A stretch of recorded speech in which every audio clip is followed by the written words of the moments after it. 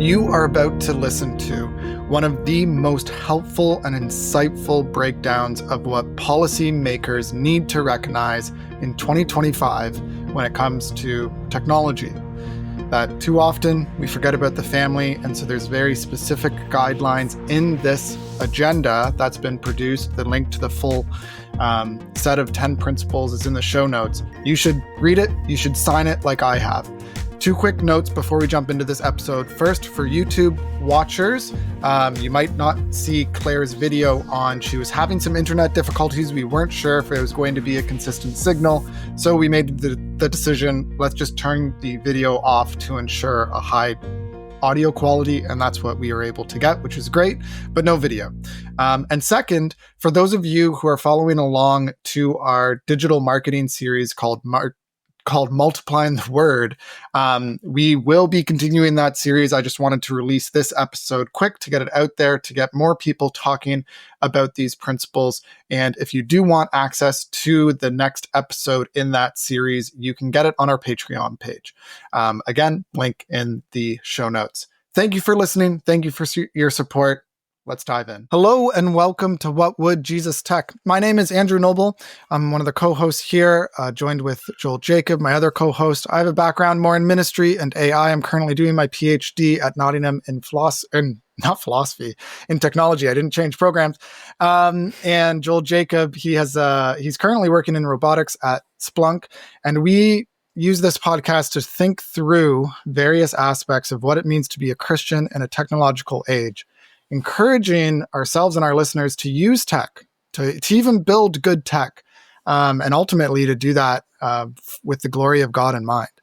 And so I'm really excited to talk through the recently published tech principles for the family.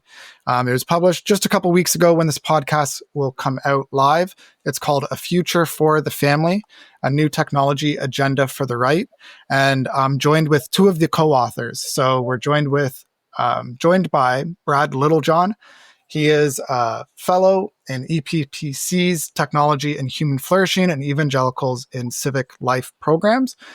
He's written a lot. He's got research on a lot of different areas. He does focus on digital technology. He's been writing a lot on that in the last year. I've really appreciated his Substack there. Talks about the appropriate limits of free speech as well, the nature of freedom and authority in the Christian tradition, a retrieval of the Protestant natural law ethic. And he recently came out with a book called Called to Freedom, Retrieving Christian Liberty in an Age of License. Just came out 2025. We're also joined by Clare Morell. She is a fellow at the Ethics and Public Policy Center as well. That's what EPPC stands for. And she directs the project for technology and human flourishing. Prior to joining EPPC, she was working at the White House Counsel's Office and the Department of Justice. So she knows about policy very deeply. She's written on it across the internet, and she's coming out with a book. It's not out yet, but it will come out, and it's called The Tech Exit, a practical guide to freeing kids and teens from smartphones, which I'm looking forward to because I think this practical guide will pair nicely with some of Jonathan Haidt's work, which kind of gave the justification for it. So thank you, Claire and John, for joining us today. Yeah. Thank you. Great to be here. So let's just jump right into the principles. I've tried to summarize it to friends as I've tried to encourage them to read it. How would you summarize what you're trying to do with these principles? Maybe Brad, I'll start with you. Sure.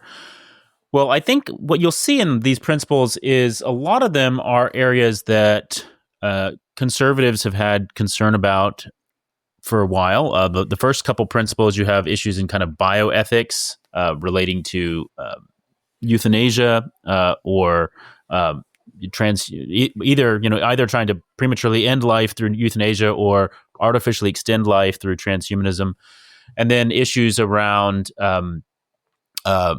reproductive ethics in the second principle, and how we think about things like IVF and surrogacy. These are kind of classic social conservative concerns. Number three, also, with focus on issues like pornography and prostitution. So you've got things that social conservatives have been worried about for a while. You have other things in there that are perhaps have been broader concerns of different, some people on the right, some people on the left, some people in the center worrying about them, issues about how do we think about automation and how it's affecting workers? How do we think about um, privacy and surveillance in a digital age? And then there's some things in here that people haven't been talking about much at all until quite recently, but now lots of people are talking about across the political spectrum. And some of those are issues about how do you think about kids and their relationship to digital technology, as Jonathan Haidt has been pushing.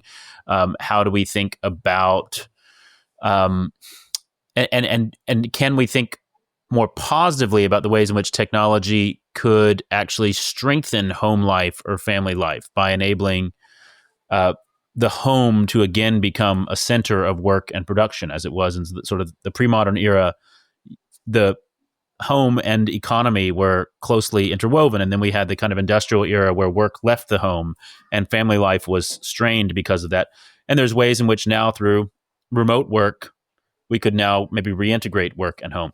So there's these different things, classic social conservative concerns, broad spectrum policy issues, and then kind of brand new issues that people have been talking about in relation to digital technology. But nobody, to our knowledge, has ever kind of looked at all of these together and said, look, all these different policy areas are ultimately technology issues. All of these are questions about what does it mean to be human, and how can our technologies strengthen and reinforce human nature rather than replacing or undermining it. And so what we wanted to do was give a kind of sort of grand composite sketch that sort of shows from game eat to grave, as it were. Our lives are now technologically shaped, and we need to be thinking very consciously about policy in relation to that. And I would just add to what Brad really summarized very well, is just we feel like, especially kind of amongst conservatives, there are a lot of pressing questions related to technology, but there wasn't kind of a guiding framework for how should we think about governing these things. And I think the point is that the way that technological development happens, when it's these for-profit companies and businesses designing these technologies, that the family is not always in the center of how they're designing them, that they are for-profit businesses. And sometimes the technologies that provide these shortcuts, or as we kind of termed it in our piece, these hacks to make things more efficient, can actually sometimes undermine the family. And so it is the proper role then of government, when we recognize that the family is the most fundamental building block of our society, of our government, to put guardrails in place to help channel technology towards the flourishing of the family and the flourishing of human nature, rather than undermining it. And so that was the real point of the principles, was trying to give a governing framework, particularly with a new administration coming into power, to say, here are some principles to help us determine kind of what proper guardrails to put around technological development. And I think, this is kind of a new emerging issue kind of for conservatives that are traditionally very like pro-business and pro-free market, to say and discern when is the market result undermining flourishing, and when it is then the proper kind of time for the government to step in these ways to ensure that the technology being produced by the market is flourishing the family, for the sake of our self-governing republic, if that makes sense. Yeah, definitely. That's super helpful. One of the things that I really appreciated as you went through it, me and Joel have talked about this a bunch, that there needs to be some regulation. There needs to be some government involvement. You want to allow for free market, you want to allow for innovation, but there needs to be some barriers and limits put in place because of the way that technology is just dominating society. And you even say in the preamble that you're in favor of, quote, dynamic innovation. I know some of our listeners will be appreciative to hear that, because so many AI ethics statements and all these kinds of statements, it's really pushing back on entrepreneurship and innovation, but you are for it. Can you just speak to the importance of having this nuanced view of pro technology while still doing limits? How do we think about those things? Well, the metaphor that we use at the end of our New Atlantis article, we talk about channeling technology. And we think about the metaphor of channeling that comes from channeling the flow of water. And so I talk about how has one of the most successful but uncelebrated branches of the U.S. government is the Army Corps of Engineers. Like, so much of our national infrastructure is the result of incredible engineering projects that take these mighty rivers, which are going to flow to the sea. You're not going to stop these rivers from flowing to the sea. The question is, are they going to wash away communities on their way to the sea, or are they going to power communities on their way to the sea? And so what you do is you can redirect you can't stop the flow, but you can put in certain barriers to direct the flow in a certain way, and say and harness the power of that water for productive rather than destructive ends. And we try to use that as a metaphor for thinking about technological innovation generally.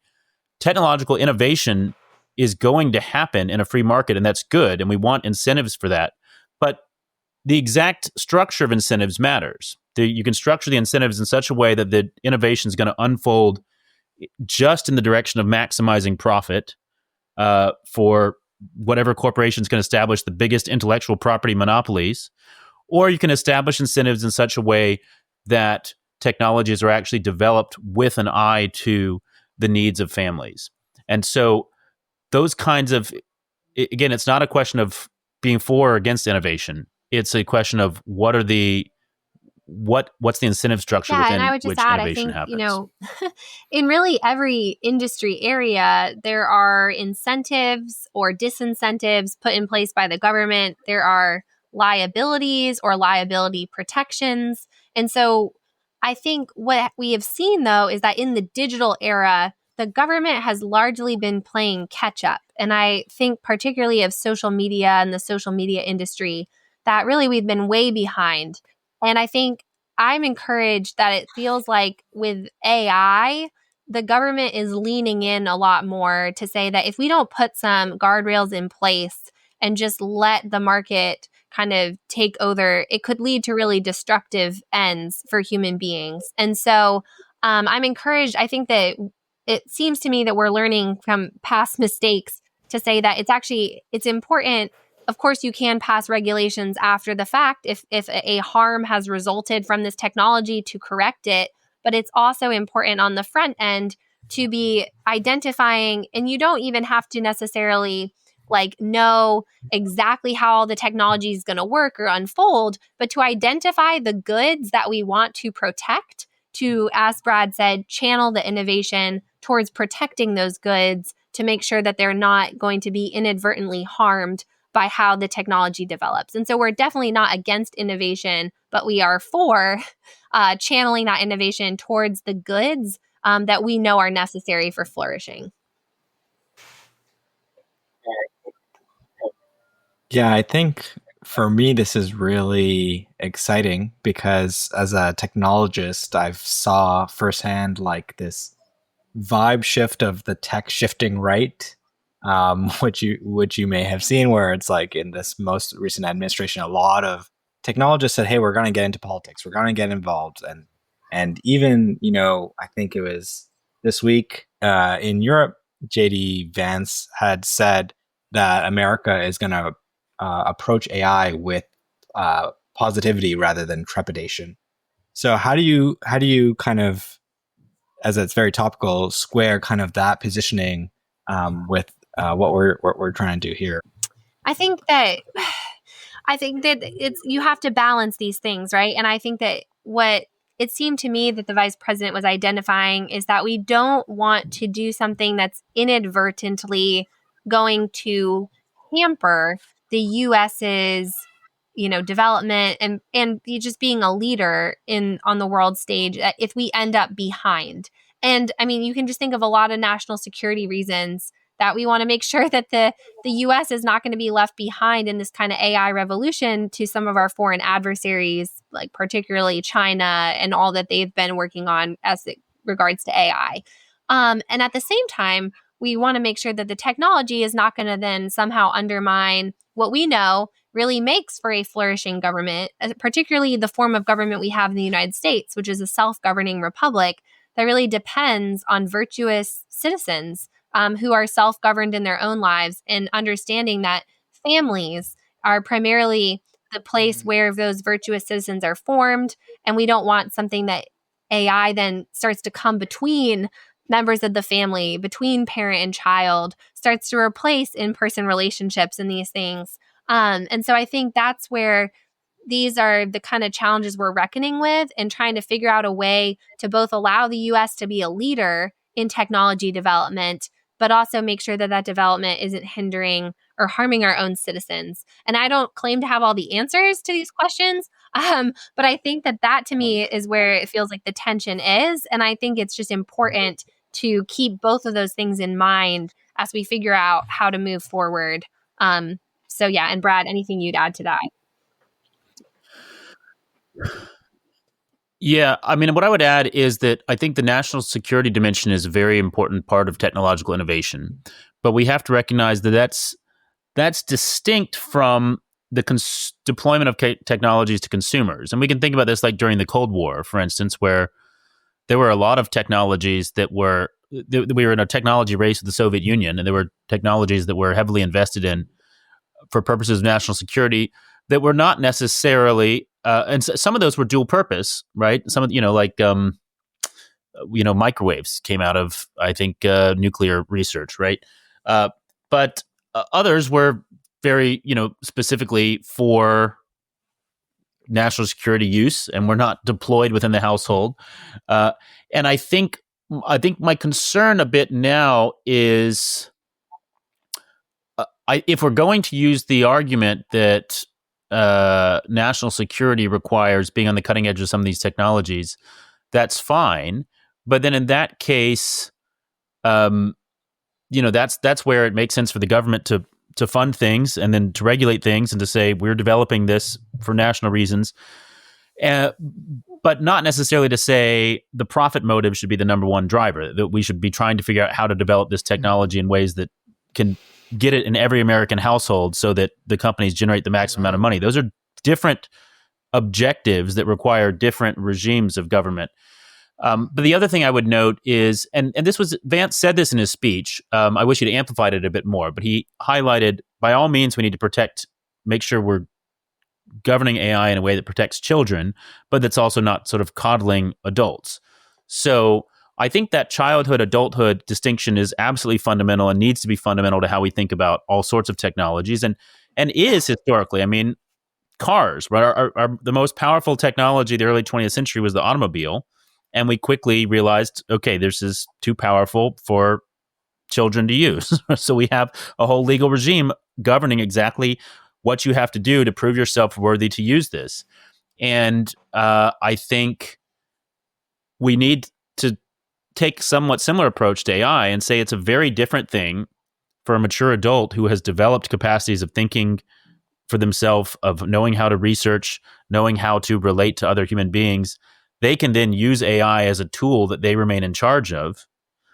A child that's still developing all those skills, who's exposed to AI from the beginning, is never going to understand what it means to think for themselves, or to what it means to relate to another human being versus relating to a computer. And so I think we need to take that sort of age appropriateness very seriously in our regulatory regime. The challenge is that AI is starting to get integrated into everything. And so, like, in the same way that, okay, social media platforms are kind of like a distinct technology. And, Brad and I have been involved in efforts around trying to be protective of children on those platforms, or the same way we would also think about pornography websites, trying to age restrict those out of childhood. AI to me seems more challenging in that it is being kind of integrated even into normal websites that we might, view as appropriate for a child. But now if it has an AI bot, could that AI bot on an otherwise appropriate website return inappropriate results to a child. And so this is definitely going to be a challenge. And I think there's other kind of, to me, low-hanging fruit around AI, because you can train the AI to do certain things. You can also train it to not do certain things. And I think because certain kinds of speech are not protected, particularly obscenity or child pornography, that at a bare minimum, we should say AI cannot be used to produce obscene or child pornography speech. Like, these aren't categories of protected speech. And I think, and that goes for adults and for children, but that would do a lot to protect children from inadvertently coming across obscenity or even producing their own obscenity using AI tools. It's just some of the ways I've tried to think about how to put guardrails around AI for kids. Yeah.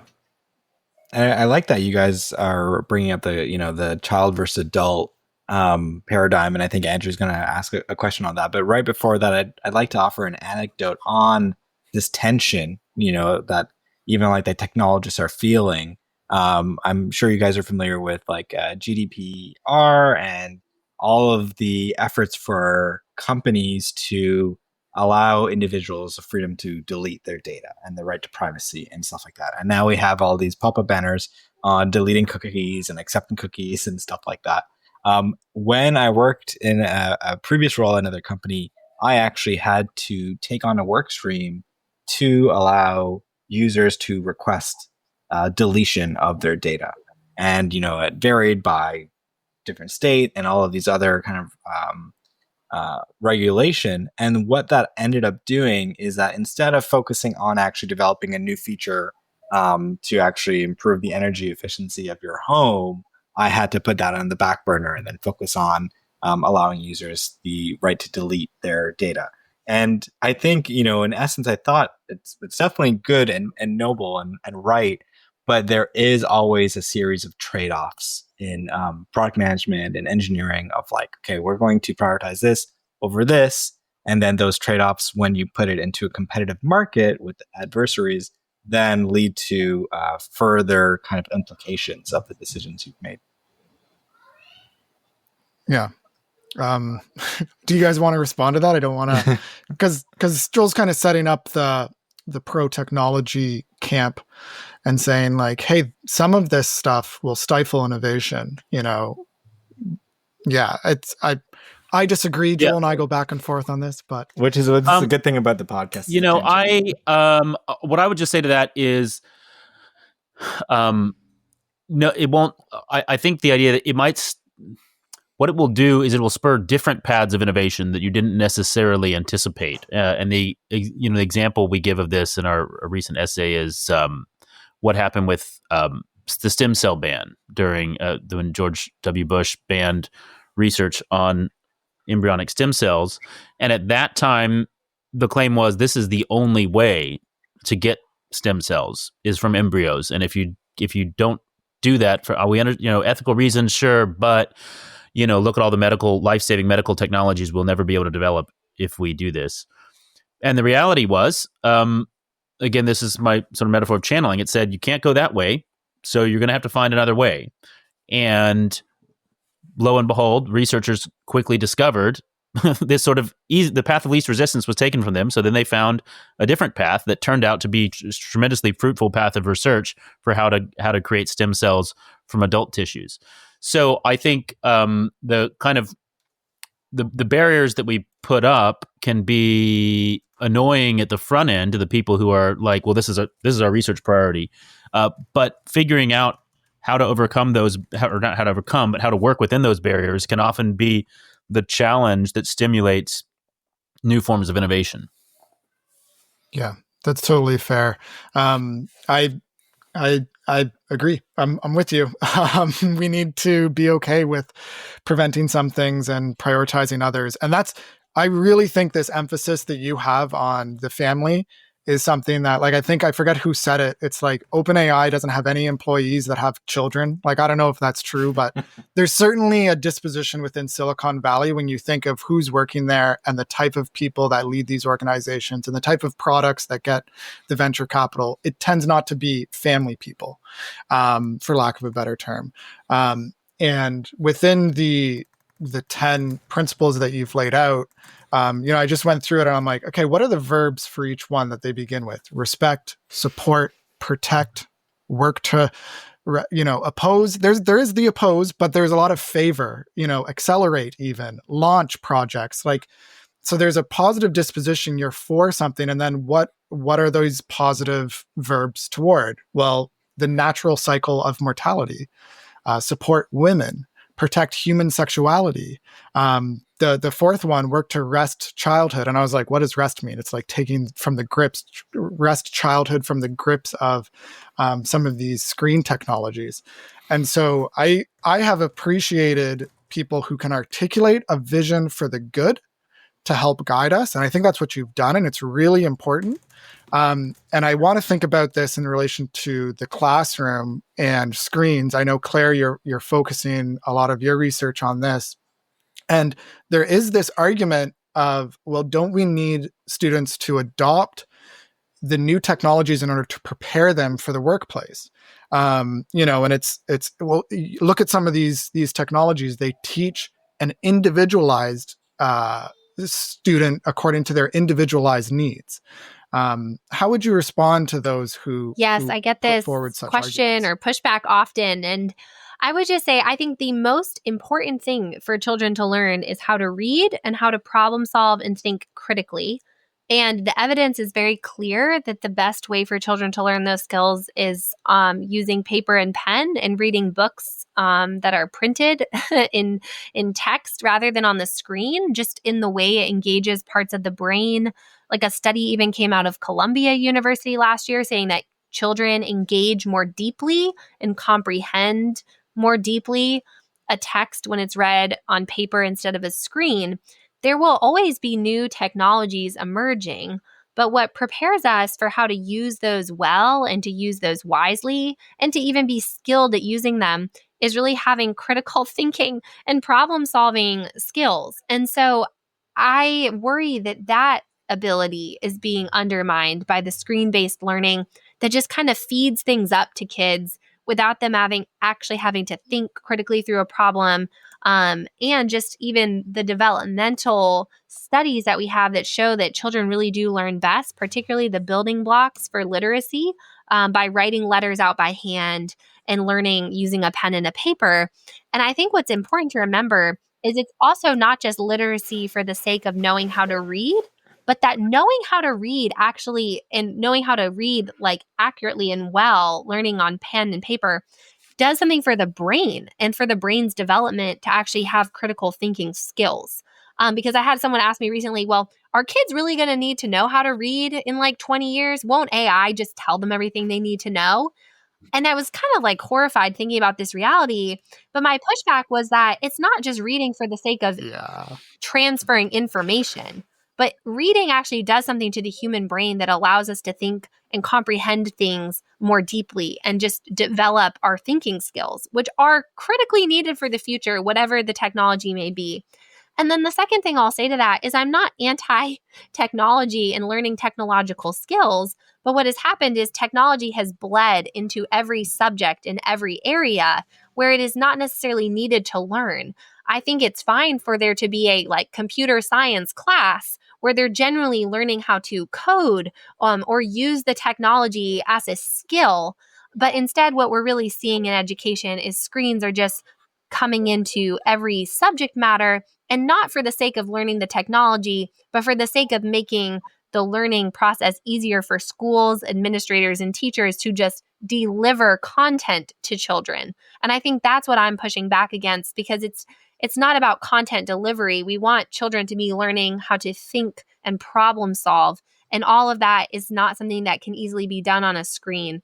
And so to that, I would just say, a lot of these technologies are very intuitive for people to learn and pick up. And so I'm not concerned about children not knowing how to know and learn how to use tech in the future, but I am concerned about them developing full literacy and problem solving skills that are definitely needed for the future.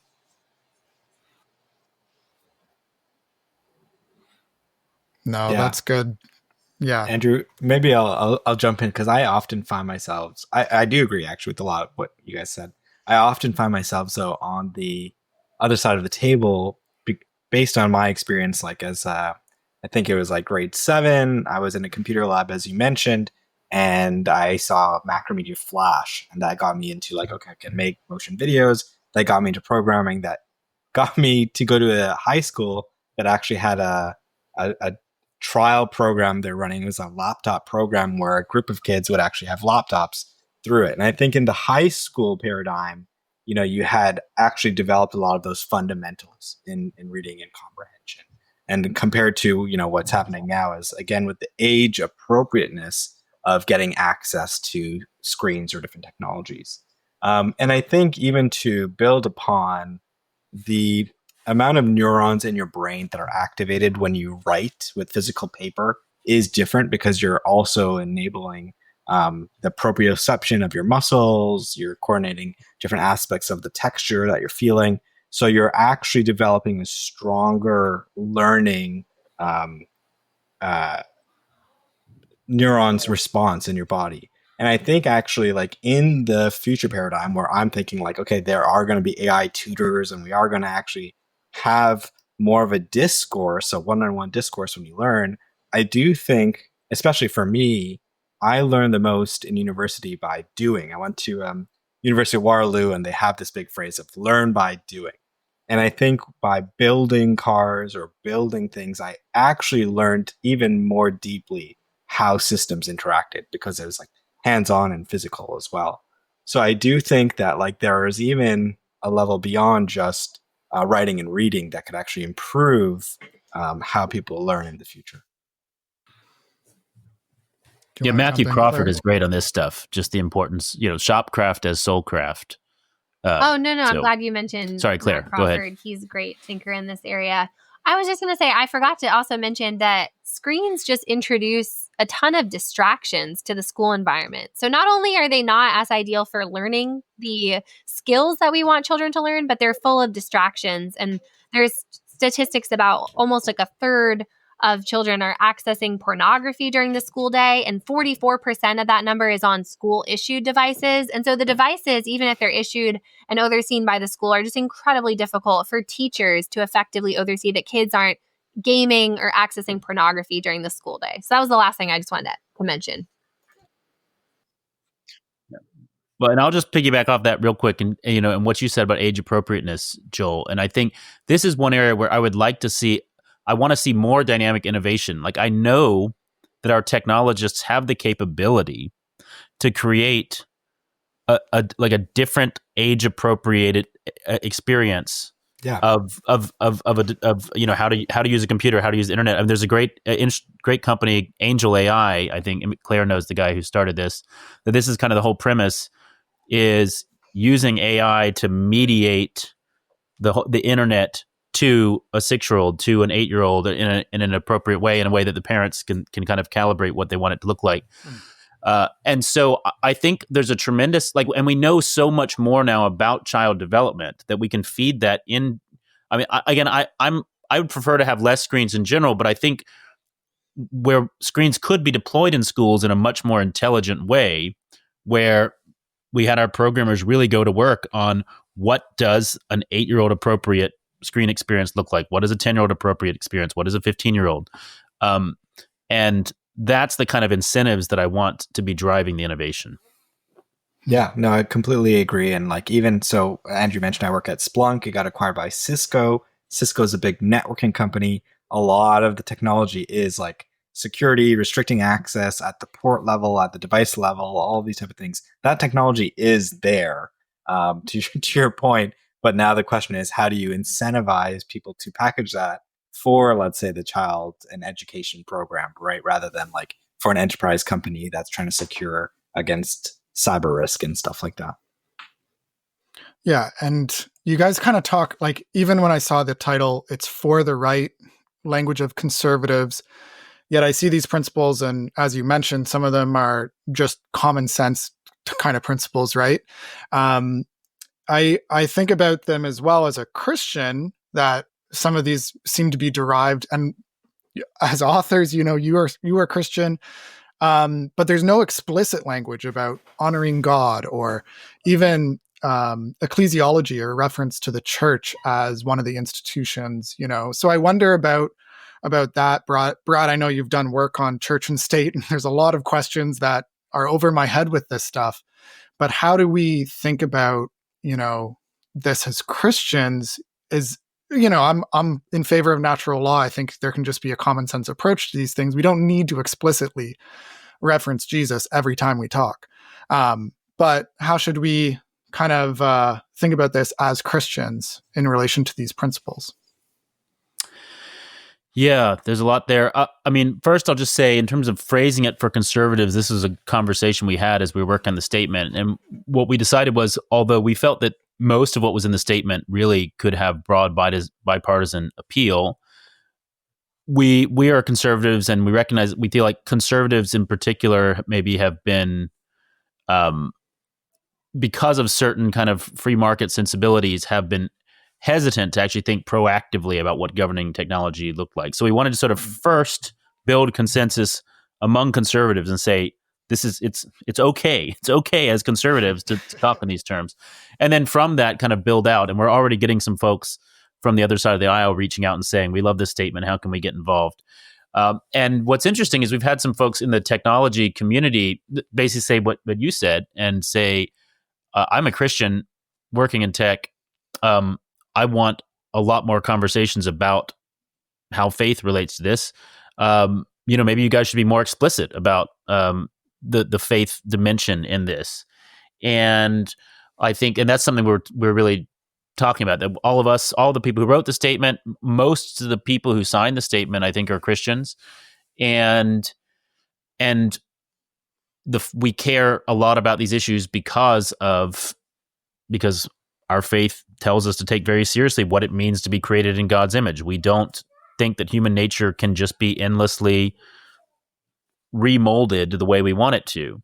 And I that's not a uniquely Christian view. There's a sort of historic natural law view. There's it used to be common sense to recognize that we have kind of a human nature that we have to work within. But I do think that within our technological age, where we are so easily seduced by the power of our own techniques, that it certainly helps to have a religiously chastened imagination, to have that humility to be able to say no. I think it's possible without faith to just, I think, Jonathan Haidt's book is very interesting in this. He says, like, he has a whole chapter. He's like, I'm not a religious believer, but I think religious belief is great for actually resisting these problems. And so an unbeliever can just look around and say, human beings don't work well if you try to do this to them. But I think it can be easy from outside a standpoint of faith to say, well, okay, that's just how it is right now. Maybe we just need to work harder at the technologies, and then we'll be able to, rewire humans the way we want.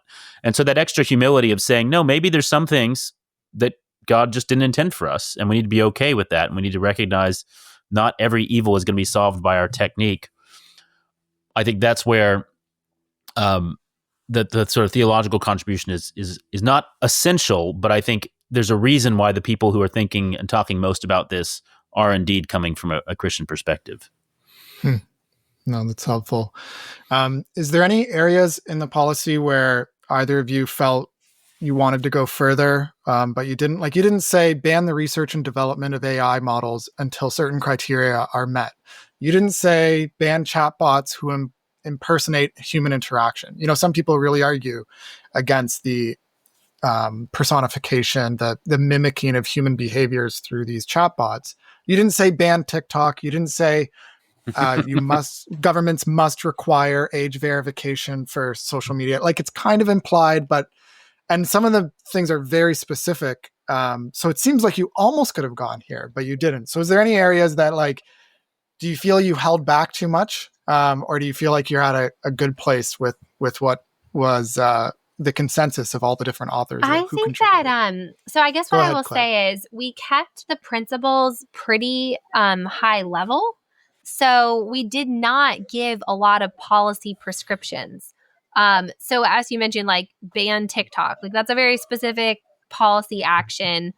I think that someone could get to that conclusion from the principles that we wrote, but without us explicitly giving every kind of policy specific. And the reason for that was because I think we even recognize that with agreement on these principles, there may be differences among people who agree to the principles in terms of what the policy steps should be from that. And so I think we wanted to have as much consensus as we could on a document like this, and allow people to draw their own kind of policy conclusions. I will say, I think the next phase of the project, and a lot of us who helped write the statement are engaged in policy work, is trying to flesh out these principles into more specific policy action items for Congress or for the new administration and the executive branch, or for state legislators that are interested in trying to enact principles on the state level.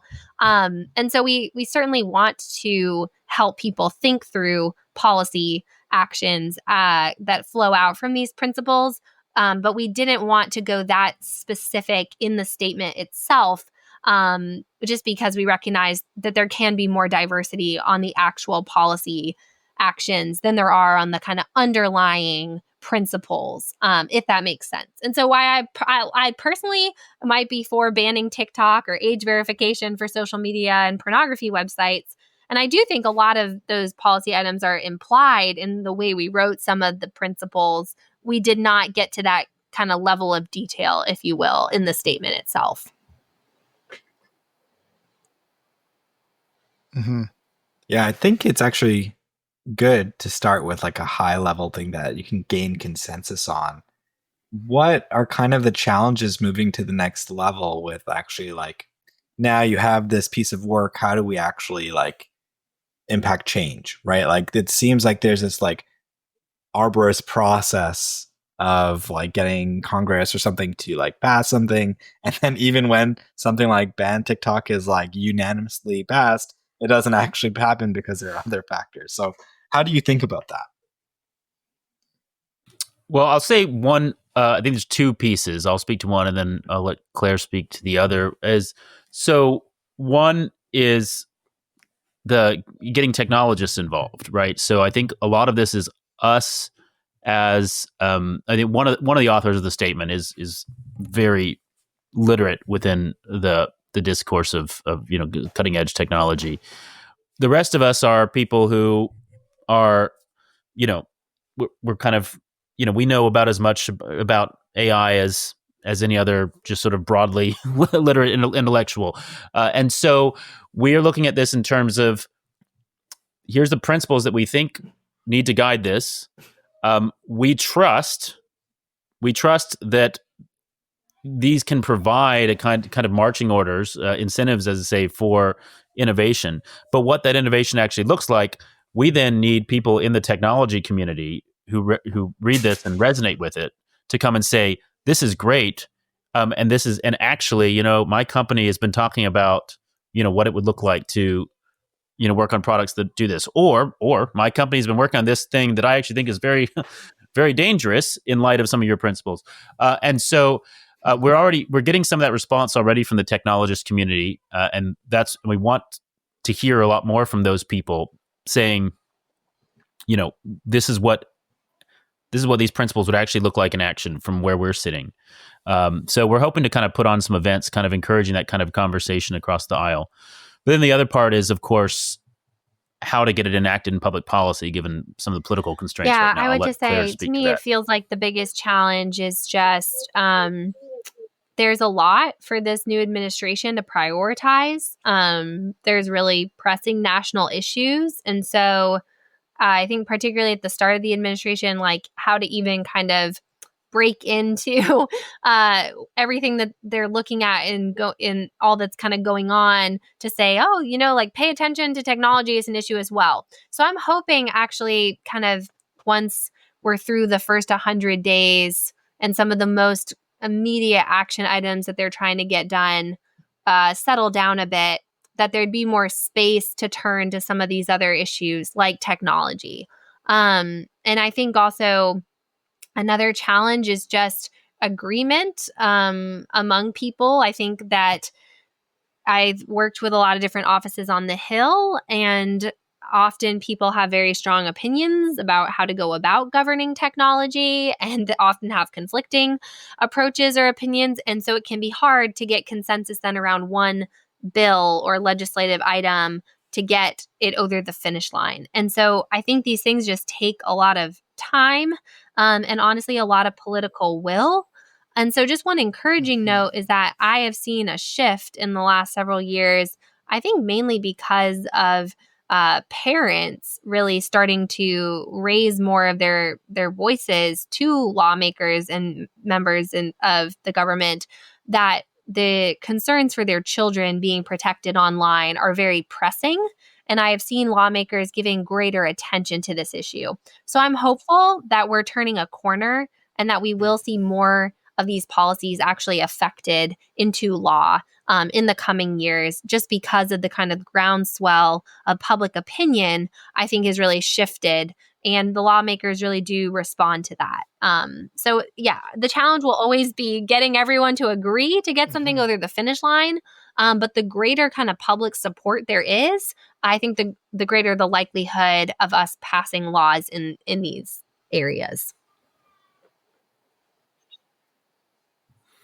And there's a lot happening in the states. I mean, it's a lot easier to get the political pressures are easier to work through at the state level than at the federal level. And it's amazing to see just how much has been happening in the states. And Claire won't take the credit for that, but a lot. I mean, there's probably dozens of state laws that have been passed in the last couple of years that she can take. Thank you, Brad. Well, it is a great coalition of people. Yes, Yeah, but no, the it's really states, encouraging. the states have done tremendous in this space in just the last 2 to 3 years.